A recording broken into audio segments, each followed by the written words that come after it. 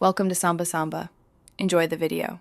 In this video, I will explain how to remove a Porsche 911 door handle. First, ensure you have all the necessary tools ready, such as a torque set, trim removal tools, and a soft cloth to protect your paint.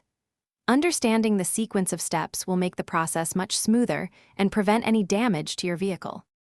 To begin, carefully remove the interior door panel. This usually involves prying off trim pieces and unscrewing a few hidden fasteners.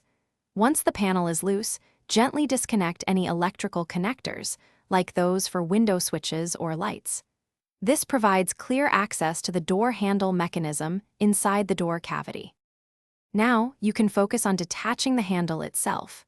Locate and unscrew the retaining bolts that secure the handle assembly in place, often found on the door's edge or inside the cavity. Gently release any linkage rods connected to the handle, which operate the latch. With these disconnected, carefully pull the entire handle assembly away from the door. Before reinstallation, take a moment to inspect all components for any wear or damage. When you're ready, simply reverse the removal steps to properly reinstall the handle and door panel.